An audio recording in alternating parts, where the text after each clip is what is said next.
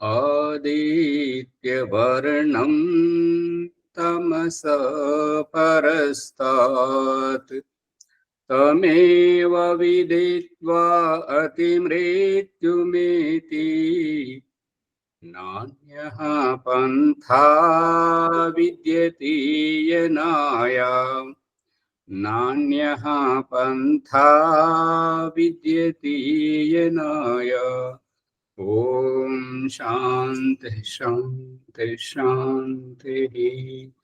ఈ యొక్క ఉపనిషత్తు జ్ఞానగంగా అధ్యాత్మ సత్సంగానికి వచ్చేసినటువంటి వారందరికీ నమస్తే, స్వాగతం, సుస్వాగతం.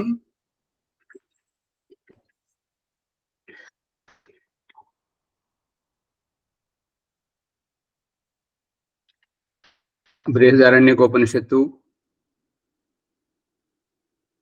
ప్రథమ అధ్యాయము, పంచమ బ్రాహ్మణము, తృతీయ సంపుటం నడుస్తున్నది. చూడండి. అన్నము విషయంలో చర్చ జరుగుతుంది. అన్నము ఒక మాధ్యమం, అన్నము ఒక సాధనం. భగవంతుడు మనకిచ్చేటువంటి బల సామర్థ్యములో అన్ని ఊర్జాశక్తి, ఎనర్జీ ద్వారా మనకిస్తున్నాడు.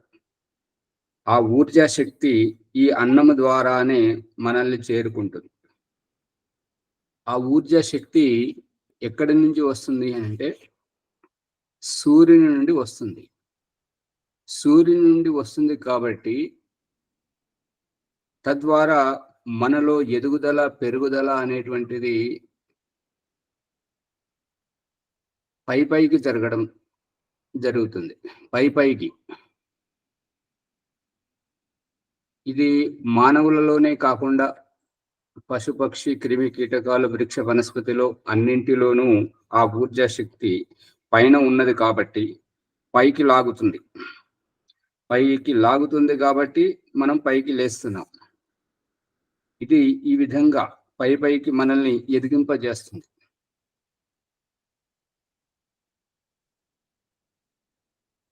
ఈ యొక్క మన భారతీయ సంస్కృతిలో గురుత్వాకర్షణ గురించి తెలుసుకోవడం జరుగుతుంది. న్యూటన్ పుట్టి ఆయన ఆ యొక్క సీమరేగు పండు సేపు చెట్టును చూసి ఆ సేపు పైనుంచి కింద పడడం ఆయన కనుగొన్నాడు. కానీ మన భారతీయ సంస్కృతి లోపల భగవంతుడు చూపిస్తున్నటువంటి, భారతీయ సంస్కృతిలో ఆయన కాదు, మనిషి మాత్రులకు అందరికీ భగవంతుడు చూపిస్తున్నటువంటి దృష్టాంతం ఏంటంటే పృథివీ యొక్క వికారం పృథివీకే చేరుతుంది. పృథివీ యొక్క వికారం ఏదైనా సరే ఆ సేపు చెట్టు దగ్గరికి వెళ్ళే కంటే ముందే పాలు తాగినటువంటి శిశువు మల విసర్జన చేస్తుంటాడు. ఈ దేహం నుంచి, నవరంధ్రాల నుండి వికారాన్ని వదిలేస్తుంటాడు. అదంతా పృథివీ మీదనే వస్తుంది, పృథివీ మీదకే వస్తుంది. ఎందుకు అంటే పృథివీ యొక్క వికారం కాబట్టి ఈ శరీరం. ఈ ఊర్జ, ఎనర్జీ అనేటువంటిది సూర్యుని నుండి వస్తున్నది కాబట్టి అది మనల్ని పైకి లేపుతుంది. అందుకని మనం ఏదైనా బరువులు లేపడానికి కానీ, పరిగెత్తడానికి ప్రయత్నిస్తున్నప్పుడు కానీ మన శ్వాస వేగంగా ఆడడం మొదలవుతుంది. ఆ శ్వాసతోటి మన ఊపిరితిత్తులు అన్ని ఇట్లా విప్పుకోవడం ఈ రకంగా జరుగుతూ ఉంటుంటది. దాంతో ఈ యొక్క ఊపిరితిత్తుల్లో ఉండేటువంటి గదులు అన్ని మనం ఎంతెంత వేగంగా ఈ శ్వాస తీసుకోవడం చేస్తుంటే ఆ గదులన్నీ శుభ్రమవుతుంటాయి. గదులు ఊపిరితిత్తుల్లో ఉన్నటువంటి గదులన్నీ శుభ్రం చేయడం ఎందుకు అని అంటే మనం శ్వాస లేకుండా జీవించగలగాలి. శ్వాస లేకుండా జీవించే ఉద్దేశం ఏంటి? శ్వాస అనేటువంటిది ఒక మాధ్యమం. ఈ శ్వాస లేకుండా జీవించాలి. శ్వాస ప్రశ్వాసలు అనేటువంటివి ఒక సందర్భంలో వ్యవధానం, విఘ్నం కలిగిస్తూ ఉంటుంటాయి కాబట్టి ఆ శ్వాస ప్రశ్వాసలను ఆపాలి. అందుగురించి ఆ శ్వాస ప్రశ్వాసలను నిరోధించినప్పుడు జరిగేటువంటి ప్రక్రియ ఏంటి అనంటే, నేను ఎవరు అనేటువంటి అస్తిత్వాన్ని, ఉనికిని పసిగట్టుట కొరకు ఈ యొక్క శ్వాస ప్రశ్వాసలను ఆపాలి. ఆ శ్వాస ప్రశ్వాసలను ఆపేటువంటి దానికి ఈ ప్రయత్నమే పతంజలి మహర్షి చెప్తున్నటువంటిది. ప్రత్యర్థన విధారణాభ్యాం వా ప్రాణస్య. ప్రత్యర్థన సహజంగా నడుస్తున్నటువంటి దానికి ప్రత్యర్థన, ఈ యొక్క దానిని శుద్ధి చేసుకుంటూ, విధారణం అంటే దాని సహజ గతిని వికృతం చేసి మళ్ళీ సహజంగా వదలడం. ఈ యొక్క బాహ్య కుంభం కానీ, ఆభ్యంతర కుంభకం కానీ, స్తంభవృత్తి కానీ, బాహ్యాభ్యంతర విషయాక్షేపి, ఇవన్నీ ఒక్కొక్క ప్రాణాయామం ఒక్కొక్క ప్రయోజనాన్ని సంతరించుకొని ఉన్నాయి.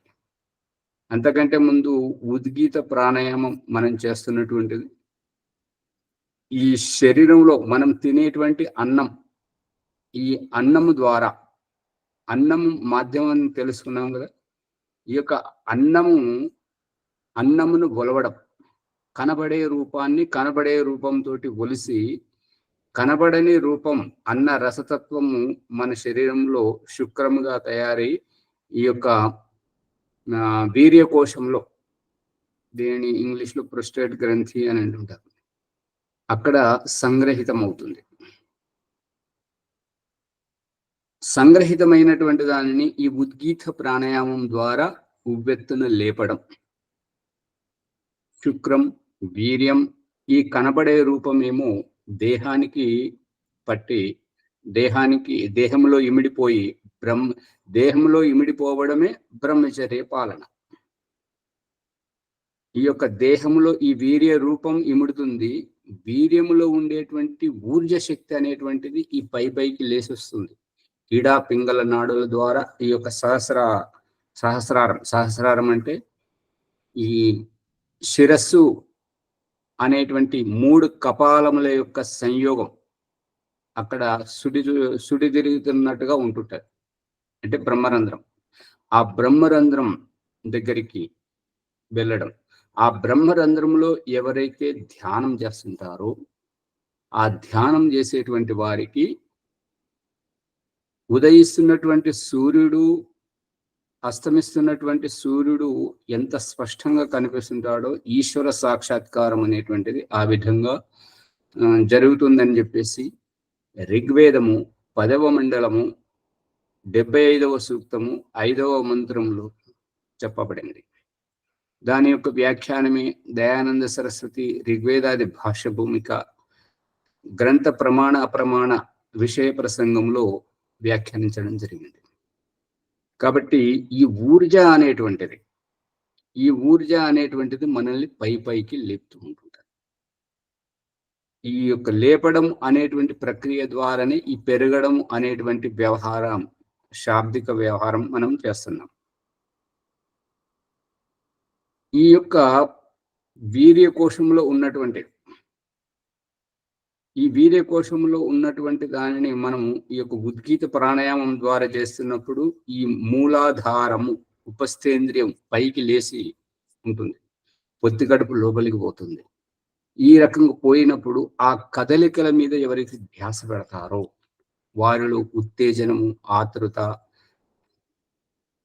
కంగారు, కామము, క్రోధము, లోభము, ఈర్ష, ద్వేష, అసూయ, పగ, ప్రతీకారాల లాంటి వికారాలన్నీ కనుమరుగైపోతాయి.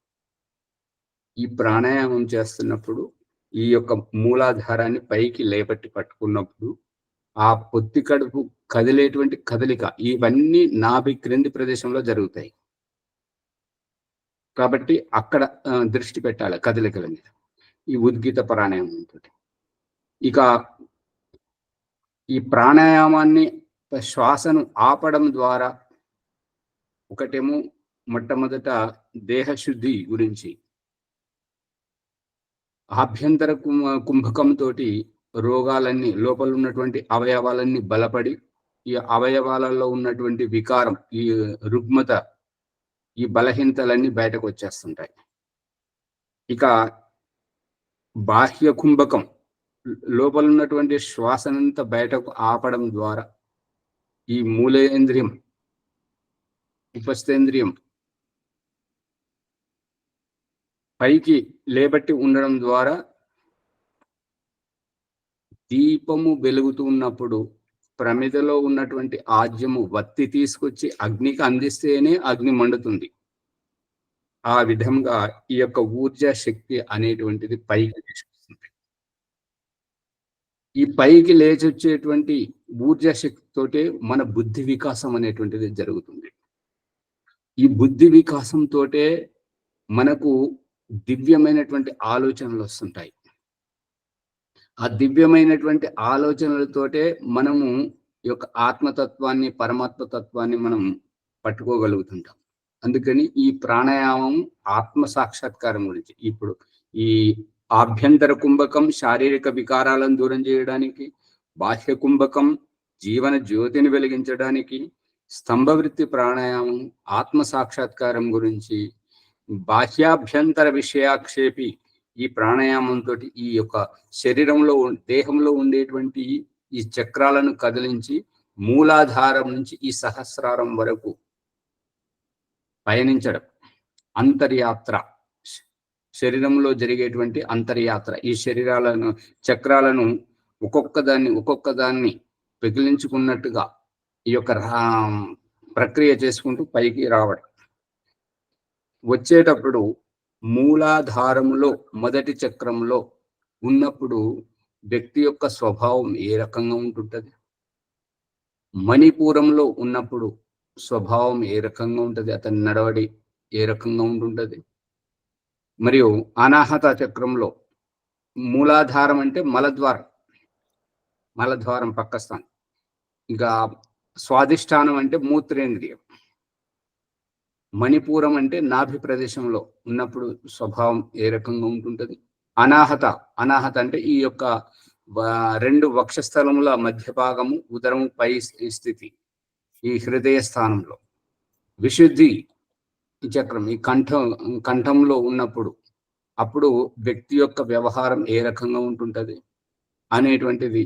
మరియు ఆజ్ఞాచక్రం ఈ యొక్క భ్రికుటి ముక్కు పైన 2 కనుబొమ్మల మధ్యలో నొసలు క్రింద, దీనిని భ్రికుటి అంటుంటారు. ఆ భ్రికుటి స్థానంలో ఉన్నప్పుడు వ్యక్తి యొక్క వ్యవహారం ఏ రకంగా ఉంటుంటది.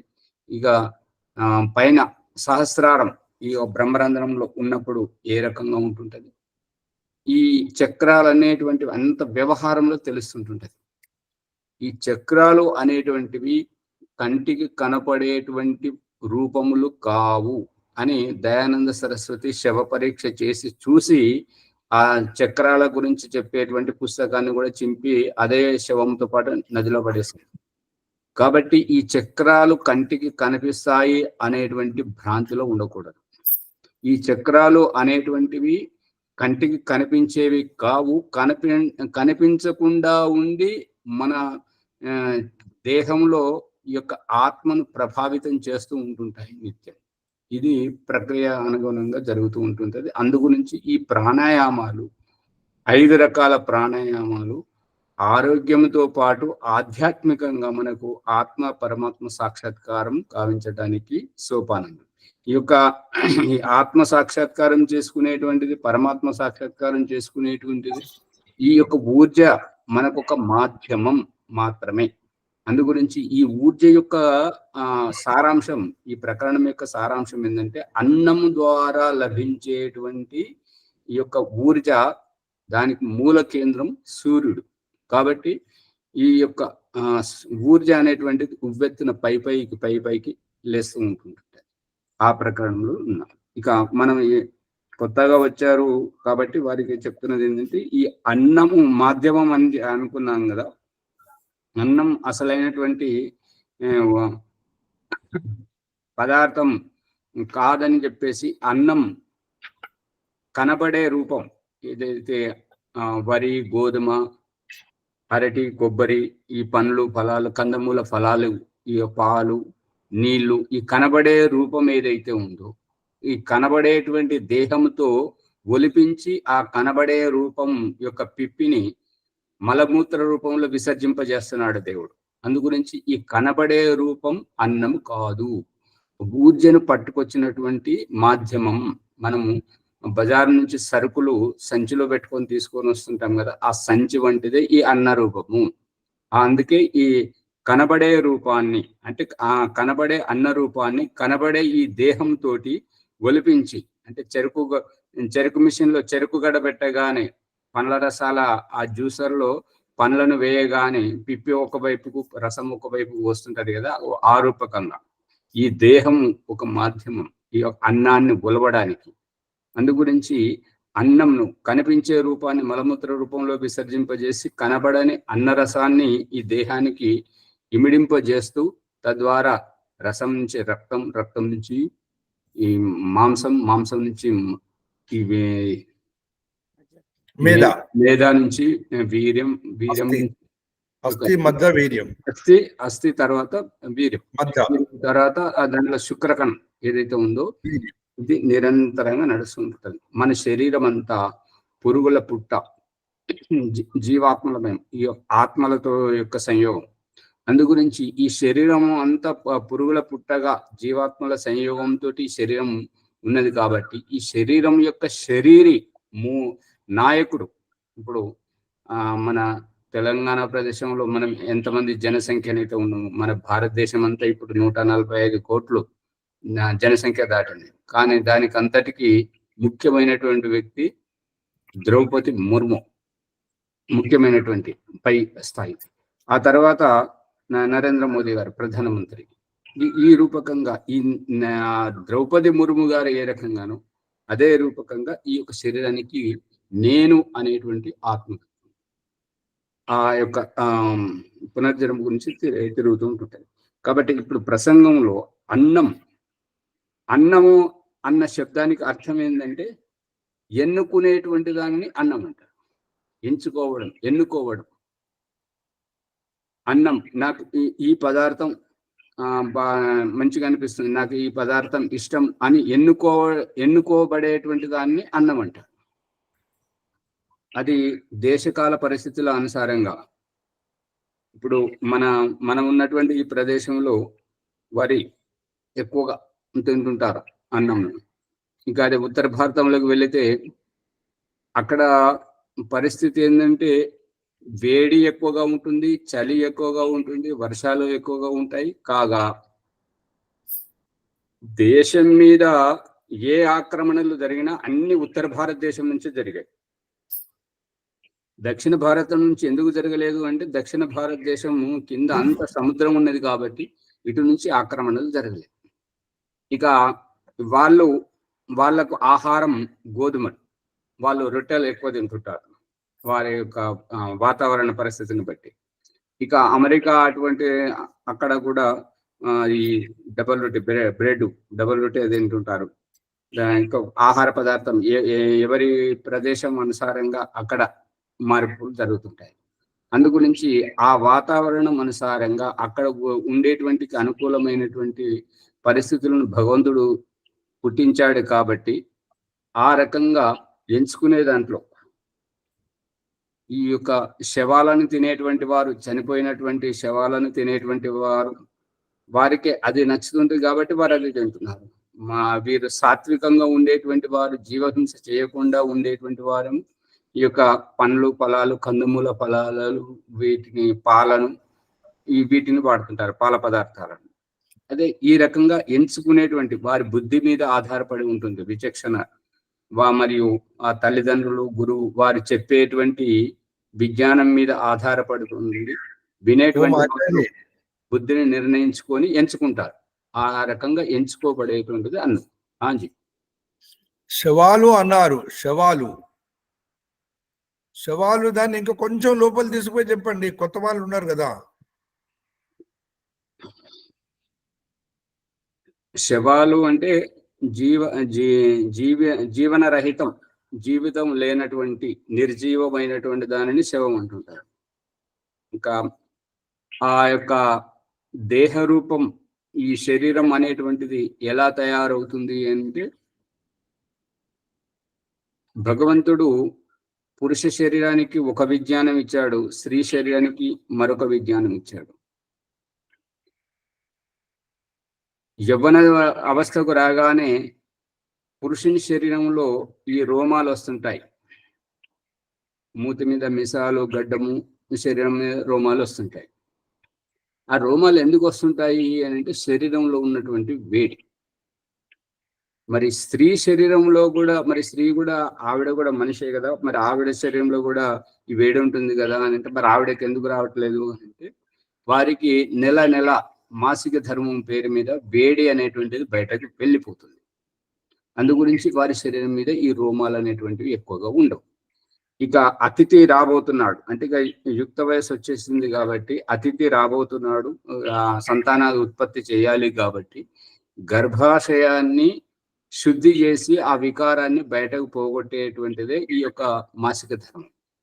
అది చీము రక్తం కలిసినటువంటి ఈ దుర్వాసనతో కూడుకున్నటువంటి, దుర్వాసన అంటే శుద్ధమైనటువంటి మాసిక ధర్మం, వాసన రాదు, బట్టల మీద మరకలు పడవు. అది చాలా ఎట్లా అంటే, ఆరిద్ర పురుగు ఎంత అయితే ఎర్రగా ఉంటుంటుందో ఆ రకంగా ఉంటుంటది. ఈ వాసన వచ్చేటువంటిది, ఈ ముద్దలు ముద్దలుగా వచ్చేది ఇదంతా ఏంటంటే, వారికి పొట్ట శుద్ధి లేక మలబద్ధకం, ఇంకా రక్తహీనత తోటి నొప్పి. నొప్పి ఎందుకు వస్తుందంటే, రక్తహీనత, రక్తం శుద్ధి లేకుండా ఉండడం వల్ల. అయితే ఎప్పుడైతే వివాహమై గర్భాధానం అవుతుంటుందో, ఆ గర్భం నిలిచినప్పుడు ఆ గర్భాశయం అనే ద్వారం అనేటువంటిది మూసుకుపోతుంది. మూసుకుపోవడం ద్వారా ఈ నెల వచ్చేటువంటి మాసిక ధర్మం ఏదైతే ఉందో, అది ఇక గర్భం నిలిచిన తర్వాత బయటకు వెళ్ళడానికి దారి లేదు కాబట్టి అక్కడే ఉండిపోతుంది. ఇక పురుష శరీరం నుండి వచ్చినటువంటి శుక్రకణం, అది ఒక ఏంటంటే ఒక ప్లాన్, ఒక శరీరం యొక్క అస్థిపంజరం మొత్తం, ఈ శరీరం యొక్క రూపురేఖలు వచ్చాయి. ఇక తండ్రి శరీరం నుంచి రూపురేఖలతోటి కూడుతున్నటువంటి జీవాత్మ వచ్చింది. ఇక తల్లి శరీరంలో ఈ ఆగిపోయినటువంటి మాసిక ధర్మం రూపంలో ఆ చెడు మాంస రక్తం ఏదైతే ఉందో అదంతా ఈ యొక్క పెరుగులాగా తోడుకున్నట్టుగా ఈ శరీరానికి, ఇప్పుడు బిల్డింగ్ కట్టేటప్పుడు చీకులు పెట్టి మరి మా సిమెంట్ అవంతా కలిపి దాంట్లో పోస్తుంటారు కదా, ఆ రూపకంగా ఈ యొక్క దేహం అనేటువంటిది ఏర్పడుతుంది. మొదటిసారి రజస్వల అయినప్పుడు వారి శరీరం నుంచి ఆ విడుదలైనటువంటి ఆ పదార్థం ఏ రకంగా అయితే దుర్వాసన వస్తుంటుంటుందో, మన శరీరానికి గాయమైనప్పుడు, మరియు క్యాన్సర్ రోగుల వద్ద, మరియు చనిపోయినటువంటి శవాల ద్వారా, మాంసం కొట్టులో కడగనటువంటి పరిస్థితిలో, ఈ చేపల కొట్టులో అది చనిపోయినటువంటి, మురిగిపోయినటువంటి, వీటన్నింటి వాసన ఒకే రకంగా ఉంటుంది. ఈ మూలం ఎందుకు, ఆ వాసన ఎక్కడికి వెళ్ళి వస్తుంది అని అంటే, ఇది గర్భాశయ వికారం. అందు గురించి ఈ మాంసంలో అదే నీసు వాసన, తాజాగా ఉంటేనేమో నీసు వాసన వస్తుంటుంటది. ఇక చనిపోయిన తర్వాత మురుగు వాసన, కౌసు వాసన వస్తుంటుంటది. అందు గురించి ఆ శవాల భక్షణ చేసేటువంటి వారు అది చేయకపోవడం మంచిది. అందుకని ఆ రకంగా ఎన్నుకునేటువంటిది, ఈ మాంసం అనేటువంటిది హింసతో కూడుకున్నటువంటిది, ఆధ్యాత్మిక మార్గానికి విఘాతం కలిగించేటువంటిది. మరియు ఇంకొక ప్రాణిని హింసించడం ద్వారా ఆ ప్రాణి యొక్క వియోగంలో దాని శిశువులు ఏవైతే ఉంటాయో, దాని పిల్లలు ఏవైతే ఉంటాయో, అవి పడేటువంటి ఆక్రందన ద్వారా శాపనార్థాలు ఎవరైతే చంపుకు తింటుంటారో వారికి తగులుతుంటాయి. కాబట్టి ఆ ఉసురు తగలడం ద్వారా వీరెప్పుడు ఆ ఆత్మిక ఉన్నతిని ఎప్పుడు సాధించలేరు. అన్ని రకాలుగా అష్ట కష్టాలు పడుతూనే ఉంటుంటారు, నానా అవస్థలు పడుతుంటారు. భార్య వియోగం, భర్త వియోగం, పిల్లల వియోగం, ఇదంతా జరుగుతూ ఉంటుంటారు. ఇది ఎట్లా తెలుస్తున్నది అంటే, మరి మాంసం తినేవారు, సారాయి తాగేవారు అంత మంచిగానే ఉంటున్నారు, అబద్ధాలు ఆడేవారు, ఈ మోసం చేసేవారు మంచిగా ఉంటున్నారు కదా అని అంటే, వారు ఇప్పుడు ఆ ప్రాణిని చంపడం అనేటువంటి ప్రక్రియ ద్వారా విత్తనం ఇప్పుడు నాటుతున్నారు. ఇప్పుడు వాళ్ళు ఆనందంగా ఉన్నటువంటిది ఎప్పుడో నాటినటువంటి విత్తనాన్ని ఫలాలు ఇప్పుడు అనుభవిస్తున్నారు. కాబట్టి వాళ్ళు తప్పు చేస్తేనే, వాళ్ళు ఆ ప్రాణులను చంపితేనే మంచిగా ఉంటారు, ఆనందంగా ఉంటారు, అబద్ధం ఆడితేనే, మోసగిస్తేనే మంచిగా ఉంటారు అనేటువంటిది అది భ్రమ. ఈ ఆధ్యాత్మిక మార్గంలో తప్పులు చేయకుండా ఉండడం అంటే, మన జీవితానికి మనమే కాపలధారలం, చౌకీదార్. ఎందుకంటే తప్పు చేసిన వారికి ఉన్నాను తప్పు చేసిన వారికి శిక్ష తప్పదు, భగవంతుడు చూస్తున్నాడు. అందు గురించి ఈ యొక్క తప్పు చేసిన వారికి శిక్ష తప్పదు. ఆ శిక్ష అనేటువంటిదే ఈ కుంటితనం, ఈ గుడ్డితనం, ఈ అనాథతత్వం, ఈ స్త్రీతత్వం, ఈ పురుషతత్వం, ఈ నపుంసకత్వం, ఈ భేదభావమే భగవంతుడు ఇస్తున్నటువంటి కర్మఫల శిక్ష. అందు గురించి వీళ్ళంతా స్త్రీ పురుషుడు నపుంసకత్వం, ఈ కుంటి గుడ్డి మూగ అనేటువంటిది ఎప్పుడో చేసిన కర్మకు ఇప్పుడు అనుభవిస్తున్నారు. ఇప్పుడు మన ముందట ఉన్నటువంటి ఈ రాజకీయ ఎవరెవరైతే ఇతరుల సొమ్మును దొంగతనం చేస్తుంటారో, లేదంటే మోసగిస్తుంటారో, అబద్ధాలు ఆడుతుంటారో, ఇతరుల జీవితాలతో ఆడుకుంటుంటారో, వారు ఇప్పుడు విత్తనం నాటుతున్నారు. అది పరిపక్వమై మనము అనుభవించే స్థితికి రావాలంటే కొంతకాలం పడుతుంది. అందు గురించి తప్పులు చేసిన వాళ్ళు తప్పుకు చేసినప్పుడు శిక్ష తప్పనిసరిగా ఉంటుంది. ఎవరైనా సరే భగవంతుడు క్షమించడం అనేది ఉండదు. ఎందుకంటే వాళ్ళు ఇతర మతస్థులలో ఉంటుంటది. ఏంటంటే ఆ చర్చిలకు పోగానే అంటుంటారు కదా, పరలోకమందున నా తండ్రి ఈ పాపాలను క్షమించమని అంటుంటారు. అంటే చర్చికి పోయిన వాళ్ళంతా పాపులు అన్నమాట. ఆ పాపుల యొక్క పాపాలను క్షమించమంటుంటారు. అంటే పాపాలను క్షమిస్తే పాపాలు పెరుగుతాయా తగ్గుతాయా? పెరుగుతాయి. ఎందుకంటే దానికి పాపాలు చేసేవారికి లైసెన్స్ ఇచ్చినట్టు అవుతుంటది, అమాయకులను శిక్షించినట్టు అవుతుంటది. కాబట్టి అదంతా అజ్ఞానం. ఆ రకంగా కాకుండా మనం ప్రసంగంలో నుంచి ఎక్కడికో తీసుకుపోతున్నారు. అందు గురించి ఇప్పుడు మన ప్రకరణలోకి వెళ్దాం. ఏదో అడుగుతున్నారు, అడగండి. ఎప్పుడో వండుకున్నది ఇప్పుడు ఇరడమా? అంతే కదా, అదే చెప్దామని. అంతే.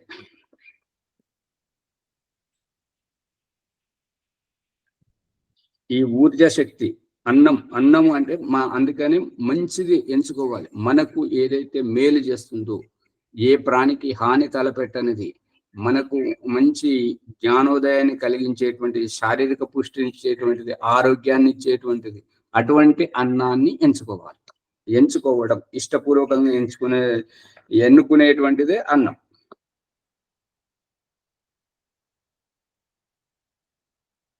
ఆ అన్నంతోటే మనస్సు తయారవుతుంది. హిందీలో నిన్న చెప్పుకున్నాం కదా, జైసే ఖాయ అన్న వైసే బనే మన్. అంటే అన్నం ఏ రకంగా ఎటువంటి ప్రభావంతో ఉన్నటువంటి దాన్ని తీసుకుంటే మన మనసు కూడా అదే రకంగా ప్రభావితం అవుతుంటది. వాక్కు, ప్రాణశక్తి అన్ని అన్నంతో ముడిపడి ఉన్నాయన్నమాట. దాన్ని ఆత్మనే అకృతం అన్యత్ర మన అభూవం.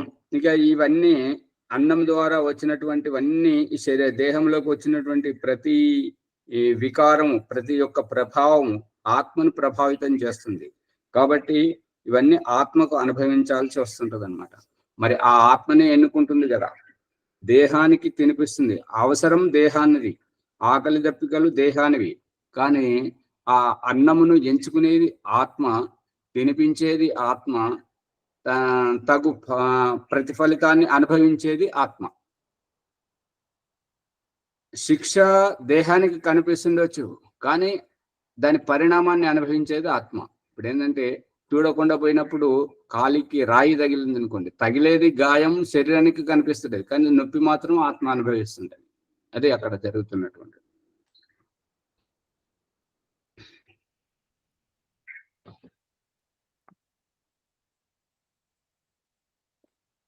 నా ఆదర్శం అన్యత్ర అమన అభూవం. ఇక ఎప్పుడైతే అన్నాన్ని సరిగా మనం ఎంచుకోలేము, ఏది పడితే అది తింటూ ఉంటుంటాము, అక్కడ ఆదర్శం అనేటువంటిది ఏముండదు. ఇక అన్యత్ర అమన, ఇక ఈ ఆదర్శం లేని చోట ఏంటంటే మనస్సు అనేటువంటిది కకావికలమై ఉంటుంటది అనమాట. ఆ రకంగా కకావికలమై ఉన్నప్పుడు ఈ యొక్క ఆత్మిక స్థితి అనేటువంటిది ఈ విక్షిప్తమై ఉంటుంటది. నా అశ్రౌషం ఇది, అశ్రౌషం ఇక వినాలనుకున్నా కూడా వినలేకపోవడం, ఏంటంటే చెప్పేటువంటి విషయం మీద ధ్యాస పెట్టకపోవడం, అన్య మనస్కుడై ఉండడం, ఆ రకంగా జరుగుతుంది.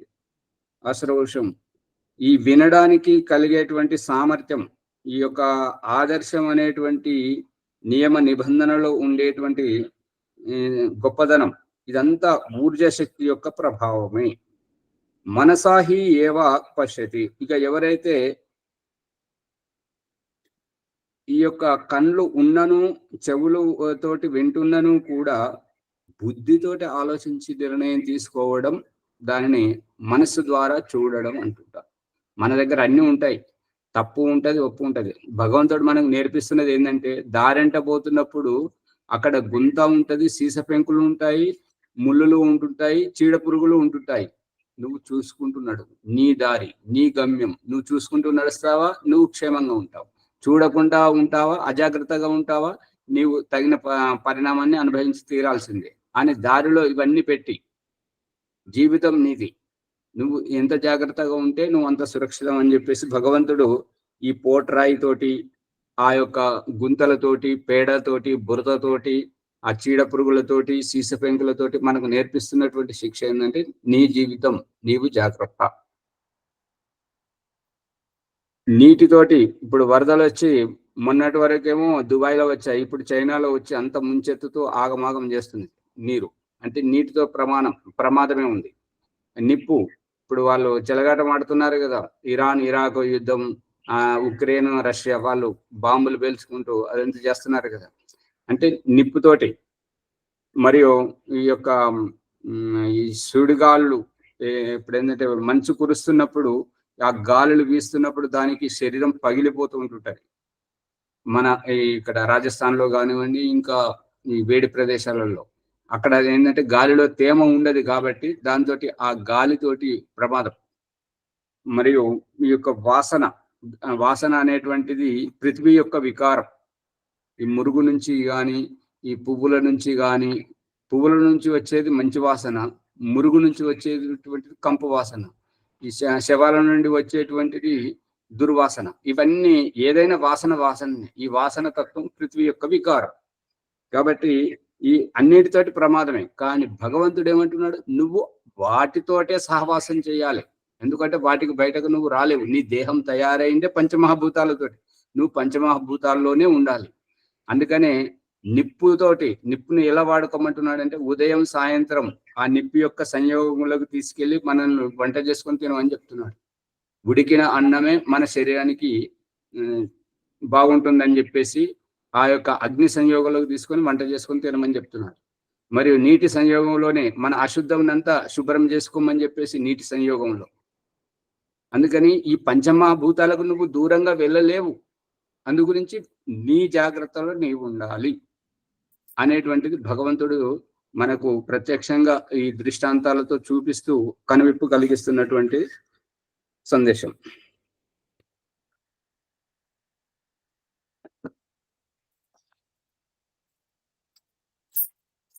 అందుకని మనస్సు ద్వారా, తృతీయ భక్తి ఏకవచనం, మనస్సు ద్వారా, మనస్సుతోటి, మనస్సు పెట్టి వినడం, మనసు పెట్టి మాట్లాడడం, మనస్ఫూర్తిగా అంకిత భావంతో ఉండడం, మరియు ఏదైనా ఎంచుకోవాల్సి, నాకు ఏది అవసరం. మార్కెట్లోకి వెళ్తే అక్కడ అనేక రకాలుగా ఉంటుంటాయి. మనకు కావాల్సింది మనం ఎంచుకుంటున్నాం కదా, ఆ రకంగా ఎన్నుకునేటువంటిదే అన్నం. మనకు ఉపయోగపడాలి, మనకు ఎటువంటి నష్టం చేయకూడదు అన్నట్టుగా. అటువంటి దాన్ని ఆ రకంగా ఎన్నుకునేది ఎప్పుడు అంటే, ఎవరైతే మనసు ద్వారా చూడడం నేర్చుకుంటారో వారు మాత్రమే ఎన్నుకుంటారు. ఎవరైతే కళ్ళతో చూస్తుంటారో వారు మోసపోతుంటారు. అది గుర్తుపెట్టు. మనసా శృణోతి, ఎవరైతే మనసుతోటి వింటారో వారెప్పుడు తప్పటడుగు వేయరు. ఎవరైతే చెవులతో మాత్రమే వింటారో వారు మోసపోతారు. మనసు ద్వారా వినడం ఏంటంటే, వారు ఏం చెప్తున్నారు, దాంట్లో వాస్తవం ఎంత అని ఆలోచించి నిర్ణయం తీసుకునేవారు మనసుతో వినడం. ఇక కేవలం చెవులతో చెప్పారు కాబట్టి ఆ శబ్దాన్ని విని తదనుసారంగా ఆచరించి దాని యథార్థం తెలిసిన తర్వాత, ఓహో దీని అభిప్రాయం ఇదా, నేనైతే ఇలా అనుకున్నాను అంటే, ఇలా అనుకున్నటువంటిది నీ పైత్యం. ఎందుకంటే నువ్వు తొందరపడ్డావు కాబట్టి నీ పైత్యం, దానికి తగిన శిక్ష నువ్వు అనుభవించాల్సింది.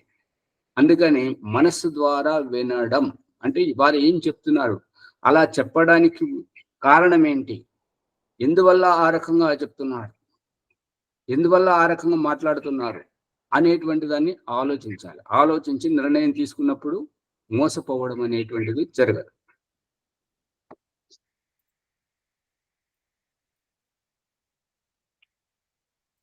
కామః సంకల్పో విచికిత్స శ్రద్ధ అశ్రద్ధ ధృతి అధృతి హ్రీ ధీ ధీభిః ఇత్యేతత్ సర్వం మన ఏవ. కామః, కామః అంటే కోరిక, కామః అంటే కామవాసన. ఈ యొక్క సంకల్పాలన్నీ విచికిత్స పరిష్కారం దేని ద్వారా ఇవన్నీ శరీరంలో ఇప్పుడు కామవాసన వచ్చేటువంటిది దాదాపుగా ఈ యొక్క తామసికంలో ఉన్నటువంటి వారికి, ఆధ్యాత్మిక స్ఫూర్తి లేనటువంటి వారికి కామ వాసన గురించి తెలియదు. అదొక నైజం అనుకుంటారు. కానీ ఆధ్యాత్మికంలో ఉన్నటువంటి వారికి ఈ స్వప్న దోషం కలగడం కానివ్వండి, ఇంకా కళలు వచ్చి కకావికలం చేయడం కానివ్వండి, ఇటువంటివి చేస్తే వారికి విఘ్నం కలుగుతుంది. కాబట్టి ఆధ్యాత్మిక సాధన చేస్తున్నప్పుడు ఈ యొక్క కామవాసన అనేటువంటిది అంతరింద్రియాన్ని శుభ్రం చేయకపోతే ఈ కామవాసన వస్తుంటది. అందుగురించి ఈ శుభ్రత అనేటువంటి మొట్టమొదట ఈ యొక్క యమనియమాలను పాటించేటప్పుడు, యోగ సాధన చేసేటప్పుడు మనకు రోజు శుభ్రత, మనం ఏ రకమైతే స్నానం చేస్తూ ఉంటాము అదే రకంగా ఈ యొక్క అంతరింద్రియాలను కూడా లోపల నుంచి శుభ్రంగా ఎప్పుడైతే చేసుకుంటూ ఉంటారో ఆ శుభ్రత చేయకపోవడం ద్వారా ఆ మురికి అనేటువంటిది కుళ్ళిపోయి శరీరాన్ని ప్రభావితం చేస్తుంది. కాబట్టి కామవాసన. అందుగురించి అది రాకుండా ఉండాలి అంటే అంతరింద్రియాలను శుభ్రం చేసుకోవాలనేటువంటిది. అప్పుడు కామం అనేటువంటిది ప్రభావితం కానివ్వదు. అప్పుడు బ్రహ్మచర్యం వైపుకే, యోగ సాధన వైపుకే మన దృష్టికోణం ఉంటుంటది. కాబట్టి తొందరగా సఫలమవుతుంటారు. ఇక శ్రద్ధ అశ్రద్ధ ఇవన్నీ మనసు మీదనే ఆధారపడి ఉంటాయి. మనం శ్రద్ధ కావాలన్నా మనస్ఫూర్తిగానే, అశ్రద్ధగా తోటి పిచ్చి పిచ్చిగా మాట్లాడడం అయినా కూడా అది కూడా మనసుతోటే. ధృతి ధైర్యము, మరియు అధృతి అధైర్యము, హ్రీ భయము, లజ్జ సిగ్గు అనేటువంటివి ఇవన్నీ మనసు యొక్క మార్గాలు.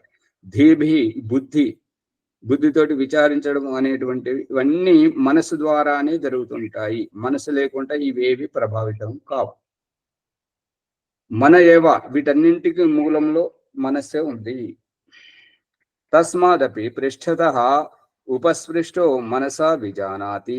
వీటన్నింటి యొక్క ఉద్దేశం ఇవి అభివ్యక్తం చేయాలన్నా, మరియు అభివ్యక్తం చేసిన తర్వాత వీటి పరిణామం ఏంటి అనేటువంటిది అన్ని విచారించేటువంటిది మనసుతోటి విచారించి తెలుసుకున్నాడు. యహ కష్ట శబ్దో వాగేవ సా. ఈ రకంగా ఏదైతే శబ్దం మాట్లాడడం జరుగుతుందో ఆ శబ్దము అభివ్యక్తం అయ్యేది కూడా ఈ మనస్సు ద్వారానే. ఏషా హి అంతం ఆయత్ ఏషా హి నా.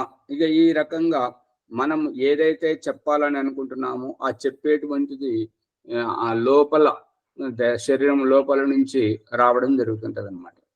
పాణిని మహర్షి చెప్తున్నటువంటి ఈ యొక్క పాణిని గారి యొక్క పంచ ఉపదేశాలలో ఈ యొక్క వర్ణోచ్చారణ శిక్ష దానిలో చెప్తుంటది ఏంటంటే, ఆత్మ బుద్ధ్యా సమర్థార్థాన్. ఆత్మకు ఏదైనా విషయం కావాలన్నప్పుడు, ఏదైనా అభిరుచి, విషయం అంటే అభిరుచి, చూడాలనుకున్నా, వినాలనుకున్నా, తినాలనుకున్నా, తాగాలనుకున్నా, స్పర్శించాలనుకున్నా, ఇటువంటి ఏ విషయాపేక్ష ఉన్నా మొట్టమొదట ఆత్మ వెళ్ళి బుద్ధికి చెప్తుంటది, బుద్ధి వెళ్ళి మనసుకు చెప్తుంటది, ఈ యొక్క మనసు వెళ్ళి ఇంద్రియాలకు చెప్తుంటది. ఆ ఇంద్రియాలు తెచ్చి ఇచ్చేటువంటి ఆ విషయాన్ని అనుభవించేటువంటిది ఆత్మ. ఆత్మ చేతనము, బుద్ధి జడము, మనస్సు జడము, ఇంద్రియాలు జడము. ఈ ఆత్మ బుద్ధికి చెప్పడము, బుద్ధి మనసుకు చెప్పడము, చెప్పడము అని అంటే ఈ బుద్ధి ద్వారా కూడా ఆత్మయే ప్రభావితం అవుతుంది, మనసు ద్వారా కూడా ఆత్మయే ప్రభావితం అవుతుంది, ఇంద్రియాల ద్వారా కూడా ఆత్మయే ప్రభావితం అవుతుంది. కానీ వీటి మధ్య ఉన్నటువంటి వ్యాపారం అంటే వ్యవహారం అనేటువంటిది ఈ విధంగా జరుగుతుంది అని చెప్పడం జరుగుతుంది.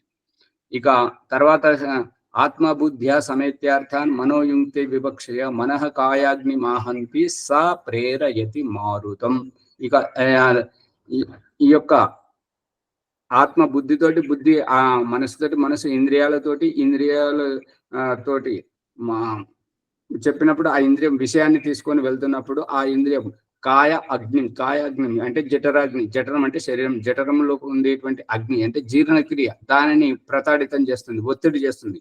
ఆ ఒత్తిడి చేసినప్పుడు ఆ జీర్ణక్రియ ద్వారా ఈ శరీరంలో నిల్వ ఉండేటువంటి వాయువు దానిని మారుత అంటే వాయువుని ప్రేరేపించినప్పుడు అది అంచెలంచెలుగా పైకి వస్తుంటది అనమాట. పైకి వచ్చినప్పుడే శబ్దం ఏర్పడుతుంటది. దానిని తర్వాత శ్లోకంలో చెప్పడం జరిగింది అంటే ఆకాశ వాయు ప్రభవ శరీరాత్ సముచరన్ స్థానాంతరేషు ప్రవిభజ్యమానో వర్ణత్వమాగచ్చతి స శబ్ద. ఈ శబ్దం ఎట్లా వస్తుంటది అని అంటే ఆకాశం అంటే ఈ శరీరంలో ఈ 3 భాగాలు ఉంటాయి. 3 భాగాలు ఏంటంటే 2 భాగాలు అన్నానికి, ఒక భాగం వాయువుకు, మరొక భాగం నీటికి. ఈ రకంగా ఈ భాగాలు ఉన్నప్పుడు ఈ యొక్క జీర్ణక్రియ అనేటువంటిది వాయువు మీద ఒత్తిడి చేస్తుంది. ఆ వాయువు ఆకాశం, ఖాళీ ప్రదేశం. ఈ యొక్క ఖాళీ ప్రదేశం దానిని ప్రేరేపిస్తున్నప్పుడు ఆకాశ వాయు ప్రభవ. ఆ ఆకాశం అంటే ఖాళీ ప్రదేశం, వాయువు యొక్క ప్రభావంతో ఆకాశ వాయు ప్రభవ శరీరాత్ సముచరన్, శరీరం నుంచి పైకి అంచెలంచెలుగా పైకి ఎక్కెక్కి వస్తున్నప్పుడు, ఎగిసెగిసి వస్తున్నప్పుడు, ఎగబాగుతూ వస్తున్నప్పుడు స్థానాంతరేషు ప్రవిభజ్యమాను. ఈ కంఠం దగ్గరికి వచ్చిన తర్వాత అకారము కకారము అనేది కంఠంతో చెప్పబడాలి, మరియు రకారము షకారము టకారము అనేటువంటిది ఈ మూర్ధన్యంతో చెప్పవాలి. ఋతులస దంత్య లకారము తకారము సకారం అనేటువంటిది పై పండ్ల మూలంలో అది ఒక గడ్డలుగా, అది ఎత్తులు వంపులుగా ఉంటుంటది కదా, ఆ పండ్ల యొక్క పై భాగంలో దాన్ని దంతస్థానం అంటుంటారు. ఉపు పదమానీయ ఓష్ఠ్య, ఈ పకారము ఉకారము ఓకారము అనేటువంటి ఈ పెదవులతో చెప్పాలి అని. ఈ రకంగా స్థానాంతరేషు ప్రవిభజ్యమాను, ఈ యొక్క స్థానాంతరంలో వివిధ స్థానాల నుంచి అభివ్యక్తం అయ్యేటువంటిదే శబ్దము. ఇదంతా అన్నము ద్వారా, అన్నం యొక్క ఊర్జా శక్తి ద్వారా వస్తున్నటువంటిది ఎనర్జీ. అందు గురించి ఈ ఎనర్జీ మీద ఇదంతా నడుస్తున్నది.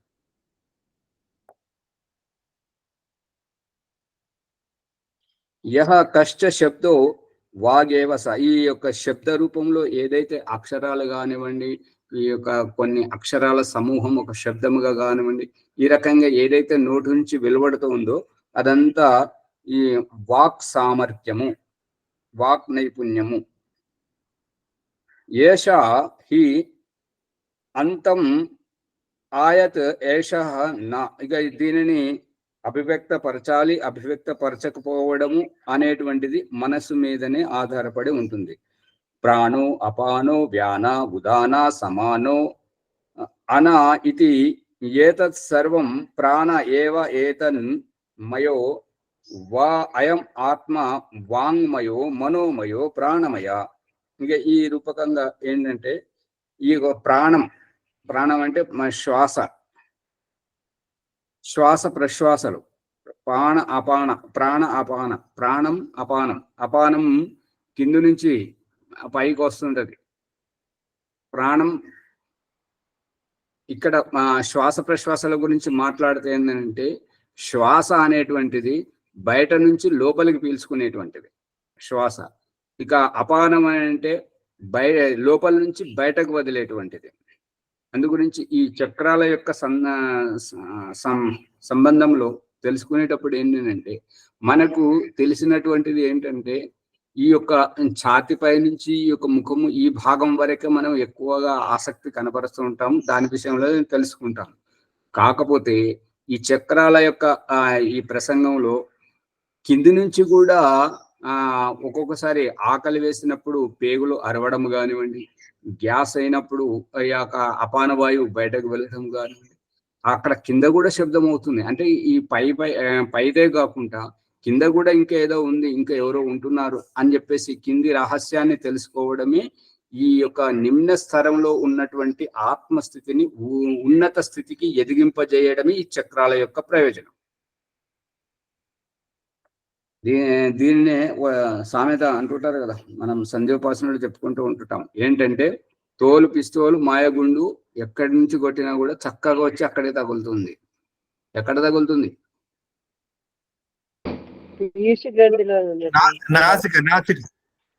నాసిక, ముక్కుకు తగులుతుంది. అదే రహస్యం. ముక్కుకే ఎందుకు తగలాలి? అది గంధాన్ని గ్రహిస్తుంది కాబట్టి. సోమ్మగారు, ముక్కుకే ఎందుకు తగలాలి? రాజమణమ్మ గారు, ముక్కు ద్వారానే తెలుస్తుంది ఆచార్య. ముక్కు వాసన గ్రహిస్తుంది. ఎవరికి తెలుస్తుంది? తెలుసుకునేవారు ఎవరు? ఆత్మ ఎక్కడ ఉంది? అది మేలుకొనేటువంటి స్థితి లోపల కార్యక్షేత్రం కాబట్టి, కార్యక్షేత్రం పిట్యూటరీ గ్లాండ్, పీయూష గ్రంథి ఈ యొక్క బ్రిగుటి స్థానంలో ఉంటుంటది. కాబట్టి మనము తినాలనుకున్న, తాగాలనుకున్నది ప్రతిదీ నోటి దగ్గరికి పోగానే, నోట్లోకి పోయే కంటే ముందు వాసన రూపంలో ఎక్కడికి తెలుస్తుంటది? బ్రిగుటిలో ఏముంది? అది చెప్పగలగాలి. ఆత్మ సాక్షాత్కారం మనం చేసుకుంటున్నాం కదా, ఇది స్పష్టతగా తెలుసుకోవాలన్నమాట. అందు గురించి ఈ శ్వాస అనేటువంటిది ముక్కు నుండి తీసుకునేటువంటిది, ముక్కు నుంచి బయటకు వదిలేటువంటిది ఈ శ్వాస ప్రశ్వాసాల గురించే తెలుసు. కానీ కింది నుంచి వదిలేటువంటిది అపానవాయు, అదెవరు వదులుతున్నారు? ఆత్మ ప్రమేయంతో, ఆత్మ ఉండడం వల్లనే జరుగుతుంది.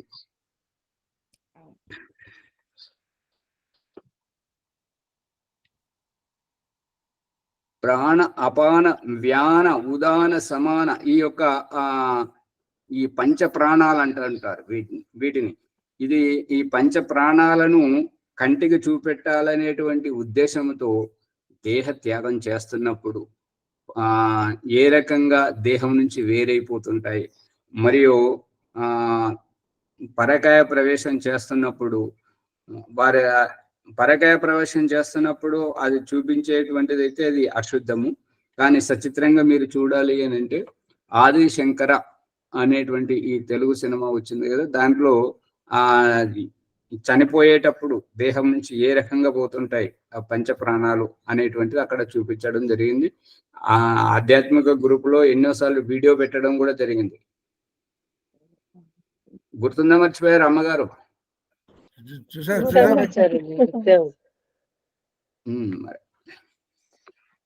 మళ్ళీ ఈ ఇహపరలోకంలో ఈ యొక్క రహస్యాన్ని అక్కడ చెప్పడం జరిగింది. ఋగ్వేదాది భాష్య భూమికలో దయానంద సరస్వతి ఉపాసన ప్రకరణంలో ఈ యొక్క పంచ ప్రాణాలు అయితే ఇక్కడ ఇచ్చారు, పంచ ఉప ప్రాణాలు కూడా ఉన్నాయి. అన్ని కలిపి 10 ప్రాణాల గురించి అక్కడ అభివర్ణించడం జరిగింది. చూడండి.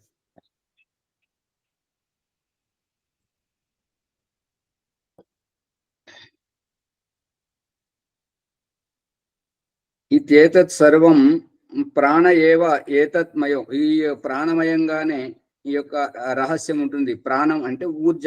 ఈ యొక్క ప్రాణం అన్నంతోటే తయారవుతుంటది కాబట్టి ఈ ఊర్జ అనేటువంటిది ఎనర్జీ.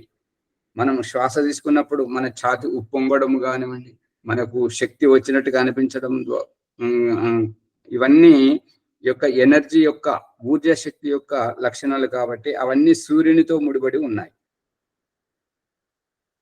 అయమాత్మ వాంగ్మయో మనోమయో ప్రాణమయ. ఈ యొక్క ఆత్మ ఒక్కొక్క ప్రసంగంలో ఒక్కొక్క రకంగా. ఏంటంటే అయం ఆత్మ, ఈ యొక్క ఆత్మ వాంగ్మయో, ఎప్పుడైతే మాట్లాడుతుందో అక్కడ మాట్లాడేటువంటి నైపుణ్యం, వాక్చాతుర్యం ఆ యొక్క వాక్ సామర్థ్యమయంగానే ఉండిపోతుంటది. ఇక అక్కడికి వేరే దాని మీద ధ్యాస అనేటువంటిది ఉండదు. ఇంకా మనోమయో ప్రాణమయ. మనోమయ అంటే మనసు ద్వారా విచారిస్తున్నప్పుడు, ఆలోచిస్తున్నప్పుడు, అప్పుడు ఆ ఆత్మ అనేటువంటిది మనసుతోటే కూడుకొని ఉంటుంటది. కాబట్టి వేరే ప్రక్రియలన్నీ ఆలోచిస్తూ ఇలా గోక్కుంటున్నా, లేదంటే వేలు వేళ్ళని విరుస్తున్నా లేదా ఇంకొక వైపు చూస్తున్నా అవన్నీ జరుగుతుంటాయి. కానీ అవన్నీ గౌణం. ముఖ్యమైనటువంటిది ఆలోచన శక్తి. అదే రూపకంగా ప్రాణమయ, ఈ శ్వాస ప్రశ్వాస తీసుకుంటున్నప్పుడు పడుకున్నప్పుడు ఒకటి పడుకుంటుంటది, ఇంకొకటి మేలుకుంటుంటది. మేలుకునేది ఏంటిది, పడుకునేది ఏంటిది? మేల్కొనేది ఆత్మ, పడుకునే శరీరం. మేల్కొనేది ఆత్మ మేల్కొని ఉంటుంది కాబట్టి శ్వాస ఆడుతుంది. దేహం పడుకొని ఉన్నది కాబట్టి దేహంలో చలనం లేదు. నేను జడమును అని ఆ రకంగా నిద్రించి చూపిస్తుంది అనమాట. జడము చైతన్యము రెండు ఉన్నాయని. సమయం అతీతం అవుతుంది కాబట్టి సమయం యొక్క మర్యాదలో మనం ఉండాలి. ఈ యొక్క 3వ సంపుటం పూర్తయిపోయింది. రేపు 4వది నడుస్తుంటది. మరి ఈ యొక్క ఎపిసోడ్ ను లైక్ చేయండి, షేర్ చేయండి, సబ్స్క్రైబ్ చేయండి. మీకు వచ్చేటువంటి సందేహాలన్నీ కామెంట్ల రూపంలో ఎన్నైనా కామెంట్లో పెట్టండి. దానికి సమాధానపరచడం తెలిసినంత వరకు ప్రమాణపూర్వకంగా చేయడం జరుగుతుంది. కాబట్టి మునిగారు కొత్త వారు ఇద్దరు వచ్చారు, వారి పరిచయం తీసుకోండి. వారు ఏ రకంగా వచ్చారు, మరి రోజు వస్తారా? మరి గణేష్ గారు మీ పరిచయం చెప్పండి. మీ పేరు, ఊరు, మీరు ఎక్కడుంటారు, మీ అభిరుచి, ఈ 4 వాక్యాలు చెప్పండి. నా పేరు నరేష్ అండి. నేను అనంతపురంలో ఉంటాను. సంతోషం.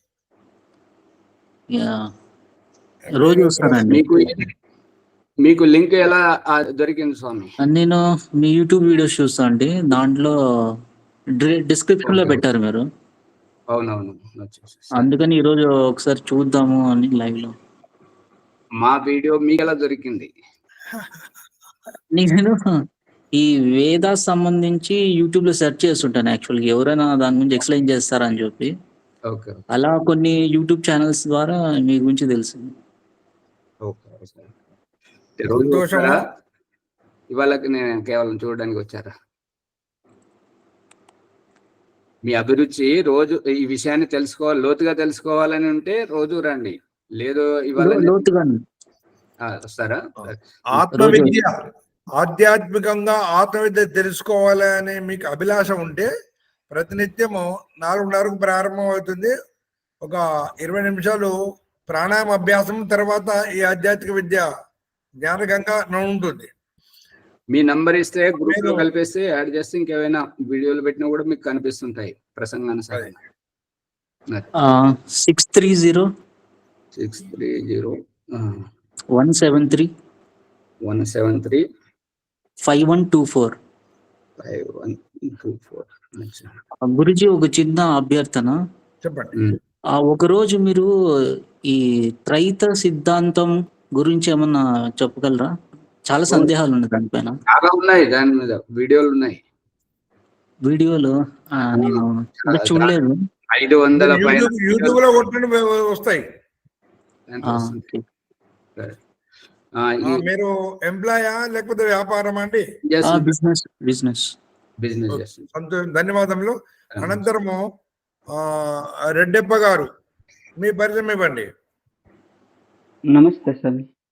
నమస్కారం. కెమెరా ఓపెన్ చేయండి, సరే కనపడండి.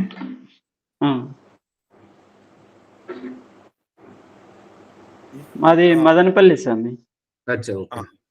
మదనపల్లి పక్కన నిమ్మనపల్లి. అంటే ఈ దారిలోకి రావడం కారణం ఏమంటే, ఒక శ్రీకృష్ణ పరమాత్మ బాధకు కానీ కోపానికి కానీ దేనికి లొంగడు, తన మన అని ఏది పట్టించుకోడు. అలా ఎప్పుడు చూసినా ఆనందంగా ఉంటారు కదా. అలాంటి ఆనంద స్థితికి చేరుకోవాలని ఎప్పటికైనా ఈ జీవితం ఆఖరయ్యేలోపు, జీవితం ఆఖరైతే ఇంకేముంది అయిపోతుంది కదా, ఆ లోపే ఎప్పుడైనా ఆ స్థితిలుగా ఉండి మన జీవితంలో ఉండాలని ఆశ. అంతే అండి.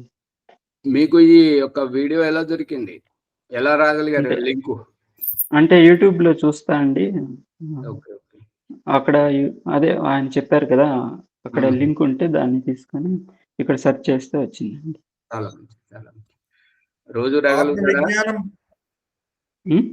రోజు రాగలుగుతారా? వస్తానండి. మరి మీ నంబర్ ఇస్తే ఇంకా వేరే సందర్భోచితంగా చిత్రాలు వీడియోలు పంపడం జరుగుతుంటది. అవన్నీ మీకు వస్తుంటాయి. మీ సెల్ నెంబర్ చెప్పండి. 99 99 7 7 22 22 191 191 95. 95. ఏ ఊరు అన్నారు? మదనపల్లి దగ్గర నిమ్మనపల్లి స్వామి. ఏ జిల్లా కింద వస్తుంది? అది చిత్తూరు డిస్ట్రిక్ట్ స్వామి. ఓకే, ధన్యవాదములండి. ప్రతిరోజు రండి. ఆత్మజ్ఞానంలో మనము అభిరుచి పెంచుకుంటే ఆధ్యాత్మిక విద్యలో అడుగులు ముందుకేస్తే నేనెవరో తెలుస్తుంది. ప్రపంచంలో ఉన్న మొత్తం పరిజ్ఞానం లోపల పరమాత్మను తెలుసుకోవాలి, జీవాత్మను తెలుసుకోవాలి, ప్రకృతి తెలుసుకోవాలి. ఈ మూడే అనాది పదార్థాలు. వాటి గురించి ఇక్కడ క్లుప్తంగా ఆచార్య ఓంప్రకాష్ గారు చక్కగా అనేక రకాల నిత్య జీవన ఉదాహరణలతో తెలియజేస్తారు. ఓకే, సంతోషం అండి. మీ ఇద్దరికి ధన్యవాదాలు. అనంతరము ప్రతినిత్యము లైక్ చేయండి, షేర్ చేయండి, సబ్స్క్రైబ్ చేయండి, పక్కన ఉన్న గంట సింబల్ నొక్కండి. మీ ఎలాంటి సందేహం అన్న మీరు కామెంట్ రూపంలో పెట్టండి. ఓకే, తర్వాత ఇప్పుడు పుష్పమ్మ గారు 3 నిమిషాలు ఉంది కాబట్టి వైదిక సంధ్యోపదం చేయాలని ప్రార్థన. ఓం నమః వైదిక సంధ్య బ్రహ్మయజ్ఞము.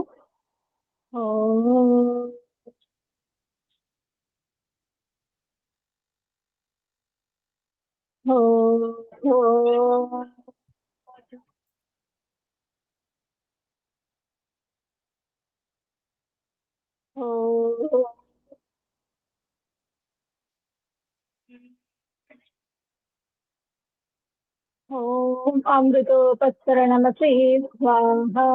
ఓం అమృతాపిధానమసి స్వాహ. ఓం సత్యం యశః శ్రీర్మైత్రీః శ్రేతాం స్వాహ.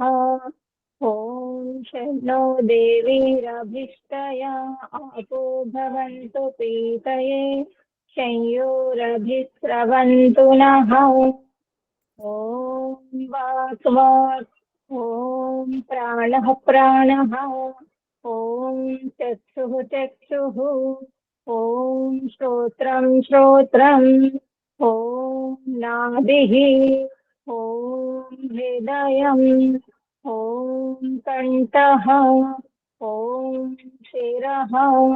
ఓం బాహుభ్యాం యశోబలం. ఓం కరతల కరపృష్ఠే. ఓం భూః పునాతు శిరసి. ఓం భువః పునాతు నేత్రయోః. ఓం స్వః పునాతు కంఠే. ఓం మహః పునాతు హృదయే. ఓం జనః పునాతు నాభ్యాం. ఓం తపః పునాతు పాదయోః. ఓం సత్యం పునాతు పునః శిరసి. ఓం ఖం బ్రహ్మ పునాతు సర్వత్ర. ఓం భూః. ఓం భువః. ఓం స్వః. ఓం మహః. ఓం జనః. ఓం తపః. ఓం సత్యం. దీనితో మొదటి ప్రకరణం పూర్తవుతుంది. ఇప్పుడు రెండవ ప్రకరణం అఘమర్చన మంత్రము. ఓం ఋతం చ సత్యం చాభిద్ధా తపసోధ్యజాయత. తతో రాత్రజాయత. తతః సముద్రో అర్ణవః. సముద్రాదర్ణవాదధి సంవత్సరో అజాయత. అహోరాత్రాణి విదధద్విశ్వస్య మిషతో వసి. సూర్యాచంద్రమసౌద్ధాతా యథా పూర్వమకల్పయత్. దివం చ పృథివీం చాంతరిక్షమథో స్వః.